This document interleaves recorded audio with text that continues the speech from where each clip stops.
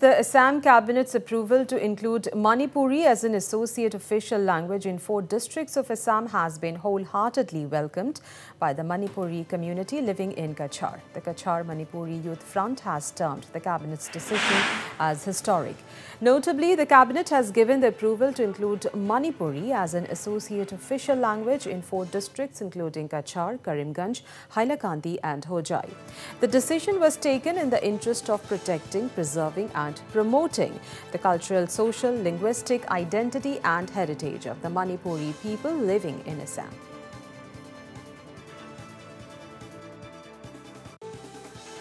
অসম চৰকাৰে মণিপুৰী ভাষাটো অসমৰ 4 ডিষ্ট্ৰিক্টত এমলি কাছাৰ কৰিমগঞ্জ হাইলাকান্দি আৰু আমাৰ হজাই জিলাত মানে মণিপুৰী ভাষাটো অফিচিয়েল এছ'চিয়েট লেংগুৱেজ হিচাপে যেটো স্বীকৃতি প্ৰদান কৰিলে সেই কাৰণে মই ফাৰ্স্ট অফ অল আমাৰ অসম সৰকাৰৰ মাননীয় মুখ্যমন্ত্ৰী ডক্টৰ হিমন্ত বিশ্ব শৰ্মা ডাঙৰীয়া আৰু লগতে আমাৰ কৰ্মবীৰ লক্ষীপুৰৰ মাননীয় বিধায়ক শ্ৰীযুক্ত কৌশিক ৰায় ডাঙৰীয়াক মানে গ্ৰেটিটিউড কনভে কৰিছোঁ আমাৰ যে ডিমান্ড যেটো আছিলে মণিপুৰী ভাষাটো অসমৰ